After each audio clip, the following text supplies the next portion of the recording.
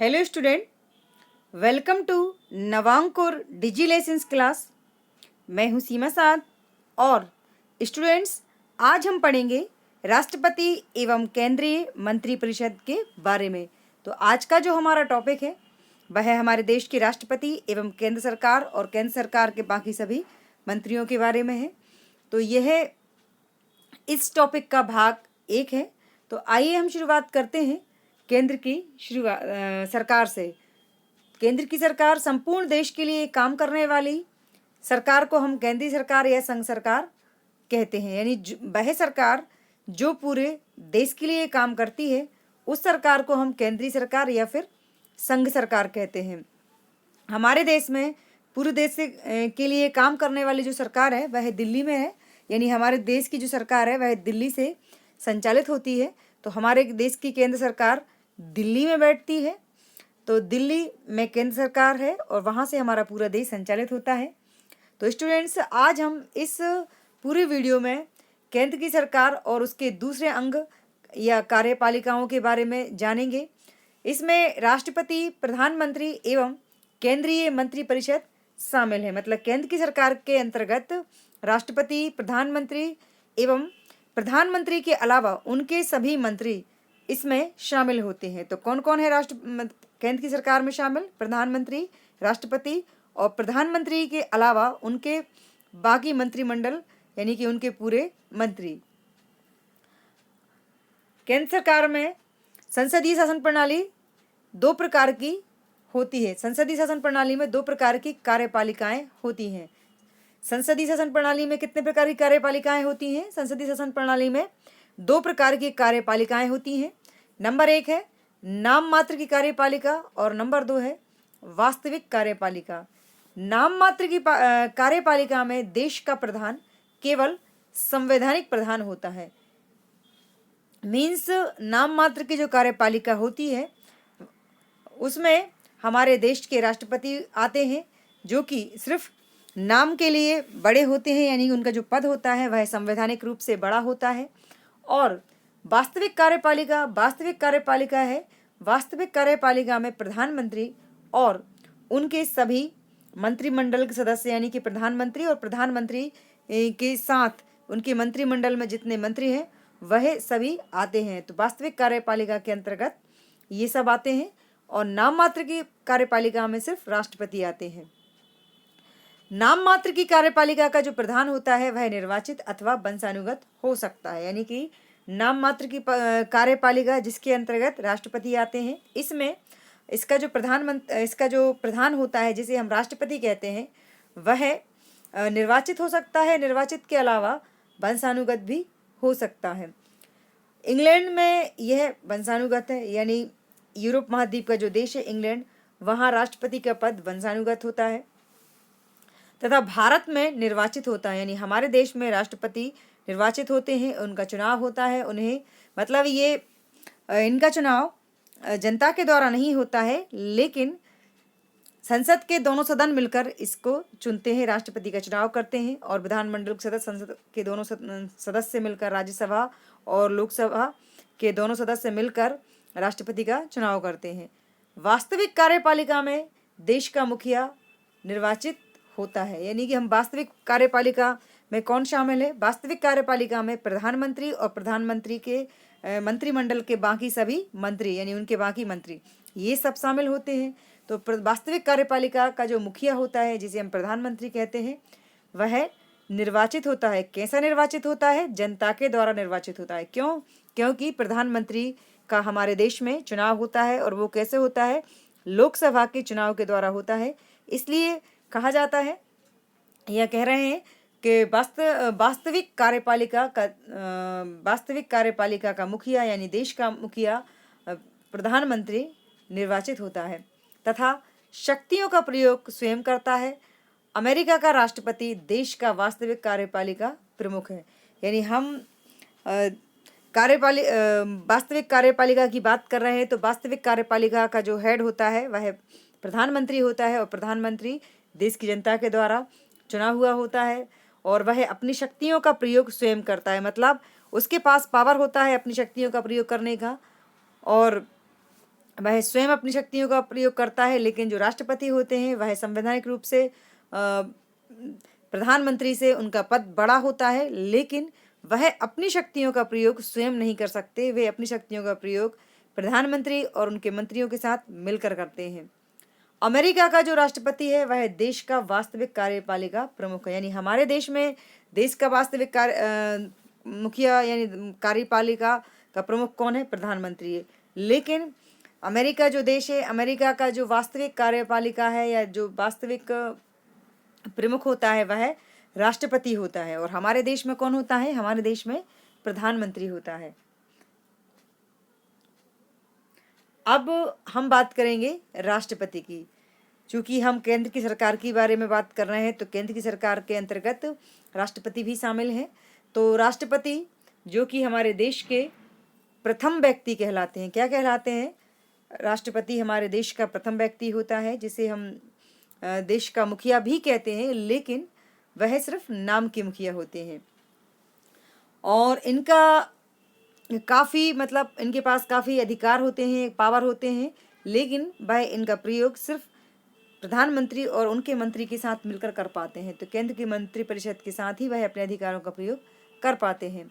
अब हम बात करेंगे राष्ट्रपति बनने की शर्तों की। राष्ट्रपति भारत के शासन का प्रमुख होता है, यानी हमारे देश की जो सरकार है उसका वह प्रमुख होता है। सरकार का समस्त कार्य राष्ट्रपति के नाम से किया जाता है, मतलब सरकार के जितने भी कार्य होते हैं वह राष्ट्रपति के नाम से किए जाते हैं। भारत का राष्ट्रपति बनने के लिए निम्नांकित अर्हताएं आवश्यक है, यानी कि हमारे देश भारत का राष्ट्रपति बनने के लिए कौन कौन सी योग्यताएं होनी चाहिए? तो वह निम्नलिखित है। नंबर 1, वह भारत का नागरिक हो। पहली शर्त क्या है? कि राष्ट्रपति बनने के लिए व्यक्ति को भारत का नागरिक होना चाहिए। दूसरी शर्त है वह 35 वर्ष की आयु पूरी कर चुका हो। मीन्स जो व्यक्ति देश का राष्ट्रपति बनना चाहता है उसके लिए कम से कम उसकी आयु 35 वर्ष होना चाहिए। कितनी होना चाहिए? 35 वर्ष।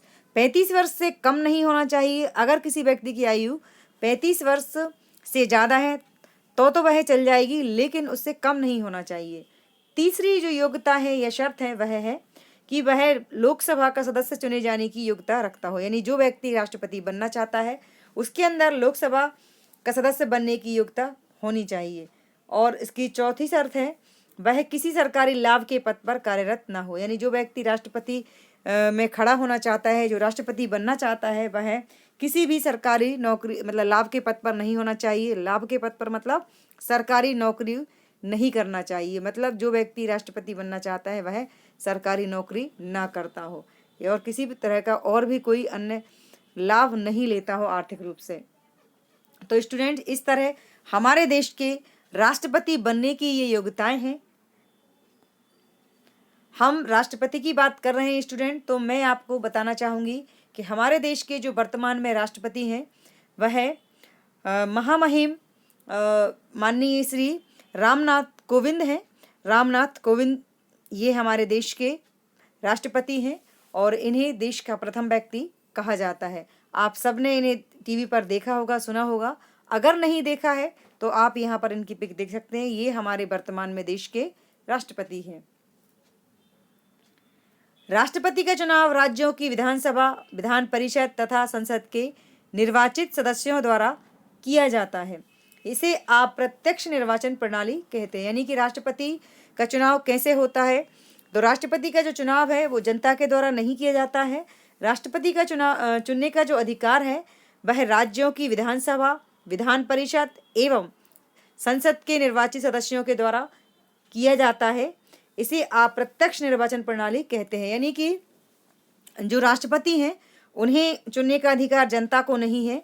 जनता के द्वारा जो व्यक्ति चुने जाते हैं उनके द्वारा ही राष्ट्रपति को चुना जाता है। तो राष्ट्रपति को चुनने का जो अधिकार है या राष्ट्रपति बनाने मतलब ये किसको बनाया जाए इसका जो अधिकार है वह राज्यों की विधानसभा, और अगर किसी राज्य में विधान परिषद है तो विधानसभा प्लस विधान परिषद, और इसके अलावा संसद के दोनों सदन, संसद के निर्वाचित सदस्य, यानी कि निर्वाचित सदस्य मीन्स लोकसभा के सदस्य, क्योंकि लोकसभा के सदस्य ही निर्वाचित सदस्य होते हैं। तो इन तीन लोगों के मतलब इन तीनों के द्वारा ही राष्ट्रपति का चुनाव किया जाता है। यानी संसद के निर्वाचित सदस्यों में प्रधानमंत्री और प्रधानमंत्री के साथ उनके मंत्रिमंडल के बाकी मंत्री शामिल होते हैं। और विधानसभा में विधानसभा मुख्यमंत्री और मुख्यमंत्री के अलावा बाकी विधानमंडल के सदस्य मीन्स विधायक शामिल होते हैं। तो ये सब मिलकर राष्ट्रपति का चुनाव करते हैं। तो इसे अप्रत्यक्ष निर्वाचन प्रणाली कहा जाता है। और प्रत्यक्ष निर्वाचन प्रणाली मीन्स जिसमें जनता वोट डालती है उसे हम प्रत्यक्ष निर्वाचन प्रणाली कहते हैं। कानून बनाने में राष्ट्रपति की प्रमुख भूमिका होती है। यानी हम जिस संविधान की बात करते हैं, जिस कानून की बात करते हैं, उस कानून को बनाने में राष्ट्रपति की अहम भूमिका होती है। कोई भी विधेयक तब तक कानून नहीं बनता जब तक कि उस पर राष्ट्रपति के हस्ताक्षर नहीं होते। यानी कि हम बात कर रहे हैं राष्ट्रपति की तो और संविधान की, तो कोई भी विधेयक जिसे संसद के भले ही दोनों सदनों ने पास कर दिया हो, चाहे राज्यसभा ने और लोकसभा ने, देश में कानून बनाने का जो अधिकार है वह संसद के पास है। और संसद के दो सदन होते हैं, एक लोकसभा और दूसरा राज्यसभा। ये दोनों सदन मिलकर ही देश के लिए कानून बनाते हैं। और एक साधारण विधेयक से लेकर इसकी जितनी भी प्रोसेस होती हैं, सारे प्रोसेस होने के बाद में अंत में सबसे लास्ट में जिसके साइन होते हैं वह राष्ट्रपति के होते हैं। जब तक किसी भी विधेयक पर राष्ट्रपति के हस्ताक्षर नहीं होते हैं वह कानून नहीं माना जाता और कानून नहीं बनता। तो इसलिए राष्ट्रपति की कानून बनाने में अहम भूमिका होती है और उनके द्वारा कहे गए शब्द कानून के समान माने जाते हैं। तो राष्ट्रपति के बिना हस्ताक्षर के कोई भी विधेयक, कोई भी प्रस्ताव कानून नहीं बन सकता। राष्ट्रपति यदि राष्ट्रपति चाहें तो वह किसी भी विधेयक को पुनः विचार विमर्श के लिए सदन में दोबारा लौटा सकते हैं। यानी कि जो राष्ट्रपति हैं उनके पास इतना अधिकार होता है कि यदि उन्हें लगता है कि किसी विधेयक में या किसी प्रस्ताव में और सुधार की गुंजाइश है तो वह उसे संसद के किसी भी सदन में या फिर दोनों सदनों में उसे पुनः लौटा सकते हैं। ये अधिकार उनके पास होता है। वे कोई सुझाव भी विधेयक में शामिल करने के लिए दे सकते हैं। यदि उन्हें लगता है कि इसमें कोई और मतलब की चीज़ जुड़ सकती है, सुझाव इसमें डाला जा सकता है, तो वे सुझाव देने का अधिकार रखते हैं। यदि संसद के दोनों सदन दोबारा उसी विधेयक को पारित कर देते हैं तो राष्ट्रपति को हस्ताक्षर कर अपनी स्वीकृति प्रदान करनी ही पड़ती है। मतलब यहाँ पर मैं आपको एक महत्वपूर्ण बात बताना चाहूँगी स्टूडेंट, कि संसद में दोनों सदन में पास होने के बाद कोई भी विधेयक अंत में राष्ट्रपति के पास जाता है और राष्ट्रपति उस पर अपने हस्ताक्षर करते हैं। लेकिन यदि राष्ट्रपति को ये लगता है कि इसमें कहीं और सुधार होना है और इसमें और कुछ मतलब की चीज़ बदली जा सकती है तो वह संसद के दोनों सदनों में और किसी भी सदन में अपने प्रस्ताव को वापस भेज सकते हैं। लेकिन यदि यहाँ पर जो गौर करने वाली बात है वो ये है कि लेकिन यदि संसद के दोनों सदन पुनः बिना कोई सुधार किए या उसी प्रस्ताव को दोबारा राष्ट्रपति के पास हस्ताक्षर के लिए भेजते हैं तब राष्ट्रपति को उस पर हस्ताक्षर करने ही पड़ते हैं। यानी कि एक बार लौटाने के बाद उनके पास दोबारा ये अधिकार नहीं होता है कि वे दोबारा उस सदन मतलब कि उस प्रस्ताव को या उस विधेयक को दोबारा मतलब कि सदन में वापस लौटा सकें। दूसरी बार संसद में पास होने के बाद उन्हें हस्ताक्षर उस पर करने ही पड़ते हैं। अब हम बात करेंगे राष्ट्रपति की शक्तियों की। हमने राष्ट्रपति की बनने की आहर्ताएं जानी। अब हम बात करेंगे राष्ट्रपति के चुनाव कैसे होता है ये जाना। अब हम बात करेंगे राष्ट्रपति की शक्तियों की, मीन्स राष्ट्रपति के पास अधिकार क्या क्या होते हैं, उनके पास क्या पावर होते हैं, क्या उनकी शक्तियां होती हैं। राष्ट्रपति प्रधानमंत्री की नियुक्ति करते हैं। प्रधानमंत्री के सुझाव पर अन्य मंत्रियों की नियुक्ति भी राष्ट्रपति करते हैं। यानी कि राष्ट्रपति के पास जो अधिकार होता है या जो पावर होता है वो ये होता है कि वह देश के प्रधानमंत्री की नियुक्ति करते हैं और प्रधानमंत्री के सुझाव पर ही उनके अन्य मंत्रियों की नियुक्ति भी राष्ट्रपति के द्वारा ही करते हैं। इसके बाद राष्ट्रपति ही राज्यों के राज्यपाल, सर्वोच्च न्यायालय तथा उच्च न्यायालयों के न्यायाधीशों की नियुक्ति करते हैं। मतलब हमारे देश के जो राज्यपाल होते हैं, हमारे देश में जो राज्यों के राज्यपाल होते हैं उनके राज्यपालों की नियुक्ति, और इसके अलावा हमारे देश की जो सबसे बड़ी अदालत है सर्वोच्च अदालत जिसे हम सुप्रीम कोर्ट कहते हैं, उसके जो मुखिया होते हैं यानी उसके जो मेन जज होते हैं, chief justice CJI, chief justice of India, जिसे हम मुख्य न्यायाधीश कहते हैं, जो सुप्रीम कोर्ट के जो मेन जज होते हैं, उनकी नियुक्ति और उनके अलावा राज्यों के जो हाई कोर्ट होते हैं यानी उच्च न्यायालय होते हैं, उनके जो मेन जज होते हैं, उनकी नियुक्ति करने का अधिकार भी राष्ट्रपति के पास होता है। तो इस तरह हम ये कह सकते हैं कि राष्ट्रपति के द्वारा ही राज्यों के राज्यपाल, सुप्रीम कोर्ट के जज और हाई कोर्ट के जजों की नियुक्ति करने का अधिकार होता है। इसके अलावा राष्ट्रीय मानवाधिकार आयोग के अध्यक्ष व सदस्यों की नियुक्ति भी राष्ट्रपति के द्वारा ही की जाती है। मतलब हमारे देश में जो राष्ट्रीय मानवाधिकार आयोग बनाए गए हैं, जो कि देश के नागरिकों के मानवाधिकारों की रक्षा करते हैं, इनके जो अध्यक्ष होते हैं, राष्ट्रीय मानवाधिकार आयोग जिसका कि मुख्यालय दिल्ली में होता है, तो राष्ट्रीय मानवाधिकार का जो अध्यक्ष होता है उसका चुनाव करने का अधिकार और उसके अलावा उनके जो बाकी सदस्य होते हैं उनकी नियुक्ति भी राष्ट्रपति के द्वारा की जाती है। इसके अलावा जब संसद की बैठकें ना हो रही हों तथा किसी विषय पर कानून बनाने की आवश्यकता पड़ जाए, ऐसी स्थिति में राष्ट्रपति अध्यादेश जारी कर सकते हैं। इन्हें कानून के ही समान मान्यता प्राप्त है। मीन्स संसद की जब बैठकें ना हो रही, मतलब संसद की बैठकें होनी चाहिए और कभी ऐसी परिस्थिति बन जाती है कि संसद की बैठकें बंद हैं और नहीं हो रही हैं, तो उस परिस्थिति में राष्ट्रपति के पास ये पावर होता है कि मतलब कि अगर किसी विषय के ऊपर कानून बनाना है तो वह अध्यादेश जारी करके कानून बना सकते हैं, यानी कि अध्यादेश जारी कर सकते हैं और इन्हें कानून के समान ही मान्यता प्राप्त है। मतलब किसको कानून के समान मान्यता प्राप्त है? राष्ट्रपति को। और इसके अलावा उनके पास जो अधिकार है वो ये भी है कि राष्ट्रपति देश के मुखिया हैं और अतः इन्हें क्षमादान का अधिकार प्राप्त है। न्यायालय द्वारा यदि किसी व्यक्ति को मृत्यु दंड दिया गया हो तो उसे राष्ट्रपति चाहे तो माफ़ कर सकते हैं या मृत्यु दंड को आजीवन कारावास में बदल सकते हैं।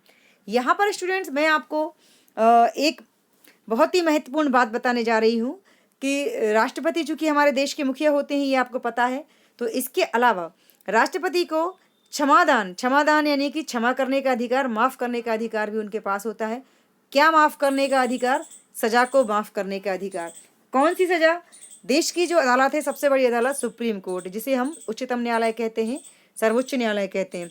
तो सर्वोच्च न्यायालय ने या सुप्रीम कोर्ट ने यदि किसी व्यक्ति को किसी केस में किसी भी मतलब उसका केस हो, जिस भी रीज़न का, जिस भी समस्या का, यदि किसी व्यक्ति को सुप्रीम कोर्ट ने मृत्युदंड की सज़ा दी है या मतलब उसको फांसी की सज़ा दी है या मृत्युदंड की सज़ा दी है, तो उस सज़ा को राष्ट्रपति के पास ये अधिकार है कि वो उसे चाहे तो उसे आजीवन कारावास में बदल सकते हैं या फिर आजीवन कारावास के अलावा उसे चाहे तो वह माफ़ भी कर सकते हैं। यानी कि सुप्रीम कोर्ट के द्वारा किसी व्यक्ति को फांसी की सज़ा दी गई है तो या फिर उस सज़ा को माफ़ करने और उसे आजीवन कारावास में बदलने का अधिकार राष्ट्रपति के पास है। हालांकि ऐसा अभी तक कभी हुआ नहीं है हमारे देश में, लेकिन राष्ट्रपति के ये पावर है, उनके पास ये अधिकार है। और मैंने देखा है कि कई केसेस की याचिकाएं राष्ट्रपति के पास लगी हुई हैं। तो ये बहुत ही महत्वपूर्ण अधिकार राष्ट्रपति के पास होता है।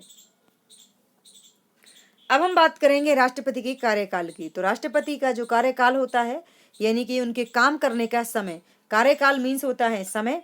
तो राष्ट्रपति का जो कार्यकाल होता है वह 5 वर्ष का होता है।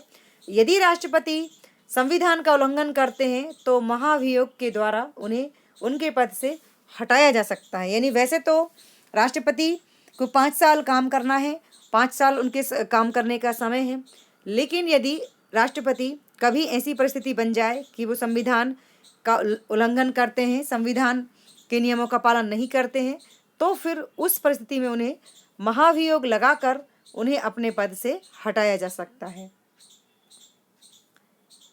अब हम बात करेंगे उपराष्ट्रपति की। उपराष्ट्रपति जो कि राष्ट्रपति के बाद होते हैं, यानी कि हमारे देश में वर्तमान में उपराष्ट्रपति वेंकैया नायडू हैं, एम वेंकैया नायडू। तो हमारे संविधान में उपराष्ट्रपति पद की व्यवस्था है, यानी कि हमारे देश का जो कानून है, संविधान, संविधान मीन्स होता है कानून, तो हमारे देश के कानून में उपराष्ट्रपति की पद की व्यवस्था की गई है। राष्ट्रपति यदि किसी कारणवश कार्य ना कर रहे हो तो उपराष्ट्रपति उनके दायित्वों को संपन्न करते हैं, यानी कि वैसे राष्ट्रपति अपना कार्य करते हैं, लेकिन कभी ऐसी सिचुएशन आ जाती है कि राष्ट्रपति किसी कारणवश छुट्टी पर चले गए हैं या कोई और परिस्थिति बन गई है और वह कार्य नहीं कर पा रहे हैं, तो उस परिस्थिति में उपराष्ट्रपति राष्ट्रपति के कार्यों को संभालते हैं और उनके दायित्वों का निर्वहन करते हैं। अब राष्ट्रपति बनते कैसे हैं, तो उपराष्ट्रपति बनते कैसे हैं, तो उपराष्ट्रपति चुने जाने की योग्यताएं भी राष्ट्रपति के ही समान है। जिस तरह राष्ट्रपति का चुनाव किया जाता है, जिस तरह राष्ट्रपति को बनाया जाता है, वही प्रक्रिया, वही प्रोसेस उपराष्ट्रपति बनने की है। उसी प्रोसेस के द्वारा उपराष्ट्रपति को बनाया जाता है। इनका कार्यकाल भी राष्ट्रपति के समान ही 5 वर्ष का होता है।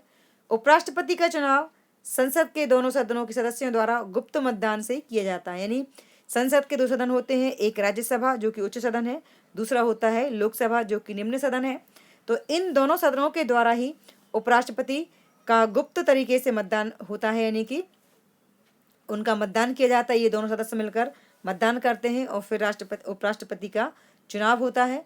उपराष्ट्रपति राज्यसभा के पदेन सभापति होते हैं। उपराष्ट्रपति क्या होते हैं? उपराष्ट्रपति राज्यसभा के पदेन सभापति होते हैं, यानी कि राज्यसभा के अध्यक्ष होते हैं। यानी लोकसभा के जो अध्यक्ष होते हैं वह लोकसभा अध्यक्ष या स्पीकर होते हैं, लेकिन जो राज्यसभा होती है, संसद का जो उच्च सदन है, उसके जो सभापति होते हैं वह उपराष्ट्रपति होते हैं। उपराष्ट्रपति राज्यसभा के पदेन सभापति होते हैं। वे राज्यसभा की बैठकों की अध्यक्षता करते हैं। क्या करते हैं? उपराष्ट्रपति राज्यसभा की बैठकों की अध्यक्षता करते हैं।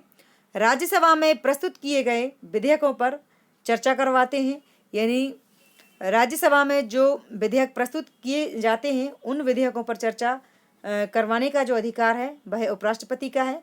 किसी विधेयक के पारित किए जाते समय मतदान में वे स्वयं भाग नहीं ले सकते, क्योंकि वे राज्यसभा के निर्वाचित सदस्य नहीं होते। मतलब जब कोई विधेयक पारित हो रहा है या पास हो रहा है तो उस समय उन्हें वोट डालने का अधिकार नहीं होता है। किसको? उपराष्ट्रपति को। तो क्यों नहीं होता है? क्योंकि वे राज्यसभा के निर्वाचित सदस्य नहीं होते हैं, यानी कि उपराष्ट्रपति राज्यसभा की वोटिंग में भाग नहीं ले सकते। क्यों नहीं ले सकते? क्योंकि वे राज्यसभा के निर्वाचित सदस्य नहीं होते हैं। तो स्टूडेंट्स, यहाँ पर मैंने आपको वर्तमान में जो हमारे देश के उपराष्ट्रपति हैं एम वेंकैया नायडू, उनकी पिक्चर मैं आपको दिखा रही हूँ, उनकी पिक दिखा रही हूँ। क्यों? क्योंकि मैं आपको यहाँ पे बताना चाहती हूँ कि हमारे देश में वर्तमान में कौन है उपराष्ट्रपति, और चूंकि हम उपराष्ट्रपति के बारे में पढ़ रहे हैं इसलिए उपराष्ट्रपति कौन है यह जान लेना जरूरी है। इसलिए मैंने आपको यहाँ पर हमारे देश के उपराष्ट्रपति एम वेंकैया नायडू की पिक्चर आपको दिखाने की कोशिश की है।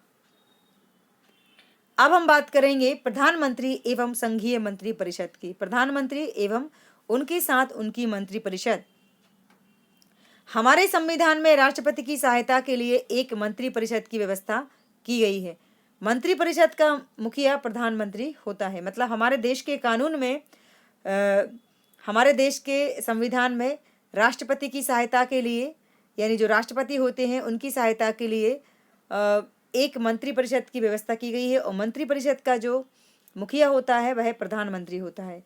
तो हमारे संविधान में दी गई व्यवस्था के अनुसार लोकसभा में जिस दल को बहुमत प्राप्त होता है उस दल के नेता को राष्ट्रपति सरकार गठित करने के लिए आमंत्रित करता है। यानी हमारे संविधान में ये व्यवस्था की गई है कि लोकसभा में जिस दल को बहुमत प्राप्त होता है, यानी लोकसभा का जब चुनाव होता है तो लोकसभा में जो पार्टी जीतती है, बीजेपी हो, कांग्रेस हो या इनके अलावा कोई भी क्षेत्रीय पार्टी हो, जो भी पार्टी लोकसभा में जीतती है यानी जिसकी सीटें ज़्यादा आती हैं, उस दल के नेता को राष्ट्रपति अपनी सरकार बनाने के लिए आमंत्रित करते हैं।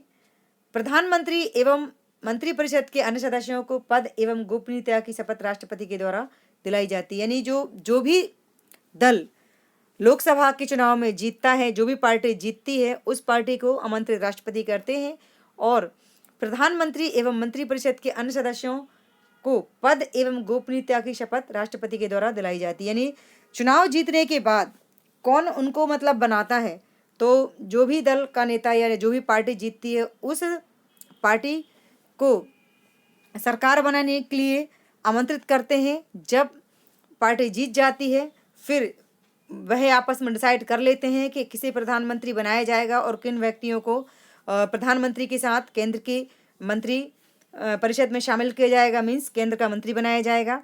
तो इसके लिए जब ये सभी चीज़ें डिसाइड हो जाती हैं तब राष्ट्रपति प्रधानमंत्री एवं उनके साथ बाकी उनके मंत्रिमंडल के सदस्यों के यानी बाकी मंत्रियों को पद एवं गोपनीयता की शपथ राष्ट्रपति के द्वारा दिलाई जाती है। राष्ट्रपति ही उन्हें शपथ दिलाते हैं। प्रधानमंत्री की सलाह से ही राष्ट्रपति मंत्री परिषद के अन्य सदस्यों की नियुक्ति करता है। इसे ही संघीय मंत्री परिषद कहते हैं। यानी कि प्रधानमंत्री को पहले राष्ट्रपति पद एवं गोपनीयता की शपथ दिलाते हैं, यानी उनके प्रधानमंत्री बनाते हैं, और फिर उसके बाद प्रधानमंत्री की ही सलाह पर राष्ट्रपति उनके साथ बाकी मंत्रियों की मतलब नियुक्ति करते हैं। यानी प्रधानमंत्री बन जाते हैं, प्रधानमंत्री के बाद फिर बाकी मंत्रियों को भी राष्ट्रपति के ही द्वारा शपथ दिलाई जाती है, उन्हें बनाया जाता है। इसे ही हम मंत्री परिषद कहते हैं। मतलब इस तरह केंद्र की जो प्रधानमंत्री हैं और प्रधानमंत्री के अलावा उनके बाकी मंत्री हैं, यह सब बनते हैं। तो इस तरह केंद्र की सरकार को बनाया जाता है और इसमें अहम भूमिका राष्ट्रपति की होती है। तो यहाँ पर स्टूडेंट्स हम चूँकि बात कर रहे थे केंद्र की सरकार और केंद्र की मंत्रिपरिषद की, तो मैं आपको बता चुकी हूँ कि केंद्र की सरकार के जो मुखिया होते हैं वह प्रधानमंत्री होते हैं और इनके अपने अधिकार होते हैं। और तो वर्तमान में हमारे देश के जो प्रधानमंत्री हैं वह हैं माननीय श्री नरेंद्र मोदी जी। तो यहाँ पर स्टूडेंट्स आप सब ने नरेंद्र मोदी को देखा होगा टीवी पर, पेपर में। फिर भी मैंने आपको, अगर किसी ने नहीं देखा हो या कोई नहीं जानता हो, तो मैंने आपको यहाँ पर श्री नरेंद्र मोदी जी जो कि हमारे देश के प्रधानमंत्री हैं उनकी आपको यहाँ पर पिक दिखाई है। ये वर्तमान में हमारे देश के प्रधानमंत्री हैं, यानी केंद्र की सरकार के हेड हैं। संघीय मंत्री परिषद का सदस्य कौन हो सकता है? अब संघीय मतलब जो मंत्री परिषद है, यानी कि कौन केंद्र की सरकार में मंत्री बन सकता है, कौन सदस्य हो सकता है, उसके बारे में हम जानेंगे। जो व्यक्ति संसद के किसी सदन के सदस्य होते हैं, यानी जो व्यक्ति संसद के किसी सदन के, संसद में के दो सदन होते हैं, एक लोकसभा और राज्यसभा। तो जो व्यक्ति संसद के किसी सदन के सदस्य होते हैं वे ही प्रायः मंत्री बनाए जाते हैं। यदि कोई व्यक्ति मंत्री बनते समय, तो स्टूडेंट मैं आपको यहाँ पर बताना चाहूँगी कि यदि कोई व्यक्ति मंत्री बनते समय संसद के किसी सदन के सदस्य नहीं होते, संसद के दोनों सदनों में से, चाहे राज्यसभा हो या लोकसभा हो, अगर दोनों में से किसी भी सदन का सदस्य नहीं है तो उसे 6 माह के भीतर किसी सदन का सदस्य निर्वाचित होना आवश्यक है। तो मैं आपको यहाँ पर बताना चाहूँगी, जैसा कि बताया है कि संघीय मंत्री परिषद का सदस्य कौन हो सकता है, मतलब कौन व्यक्ति केंद्र सरकार में, संघ सरकार में, उसी को ही हम केंद्र सरकार कहते हैं, उसे ही संघ सरकार कहते हैं या संघ कहते हैं। संघ और केंद्र दोनों का मतलब एक ही है। तो कौन व्यक्ति संघीय मंत्री परिषद में सदस्य हो सकता है, मतलब केंद्र का मंत्री हो सकता है।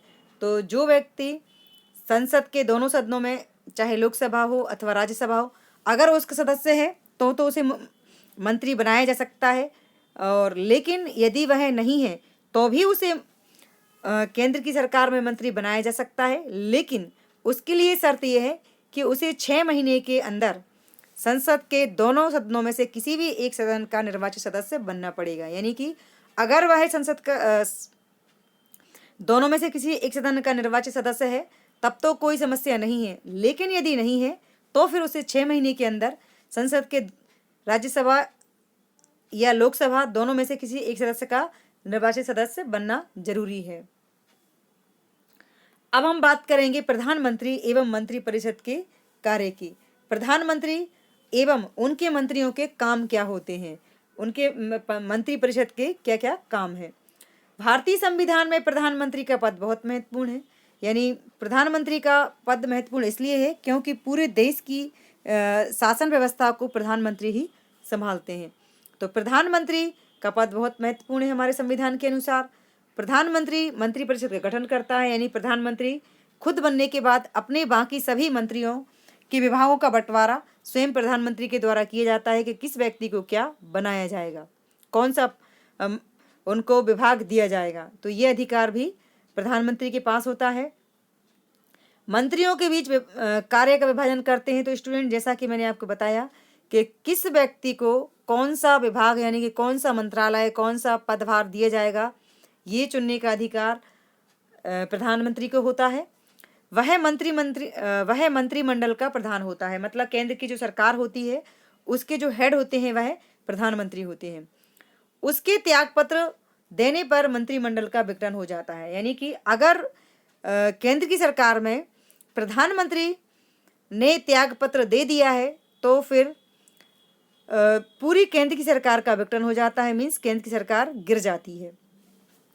देश की संसद द्वारा बनाए गए कानूनों एवं नीतियों को लागू करने की जिम्मेदारी प्रधानमंत्री तथा अन्य सभी मंत्रियों की होती है, यानी कि देश की संसद जो कानून बनाती है तो देश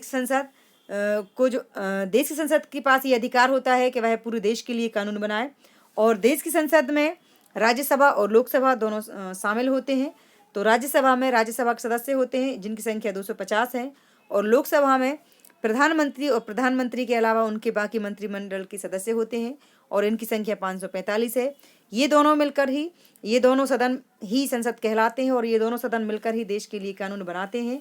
तो देश के में की संसद ने जो कानून बनाए हैं, जो देश के लिए नीतियां बनाई हैं, उन्हें लागू करवाने की जिम्मेदारी प्रधानमंत्री और उनके बाकी सभी मंत्रियों की होती है।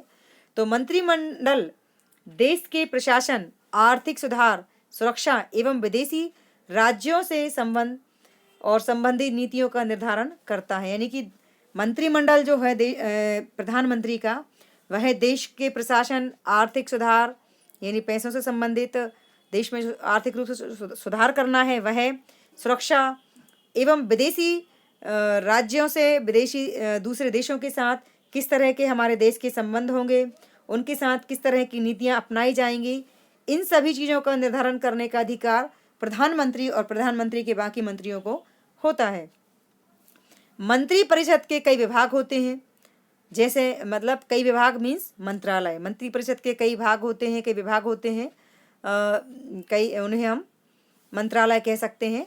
तो कई विभाग मीन्स कई मंत्रालय होते हैं। फॉर एग्जाम्पल जैसे कि गृह मंत्रालय, वित्त मंत्रालय, रक्षा मंत्रालय और विदेश मंत्रालय। तो ये मंत्रालय होते हैं, मतलब केंद्र के कई विभाग होते हैं।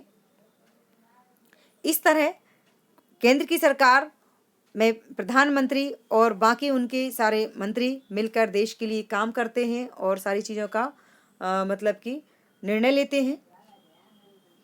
Thanks for watching.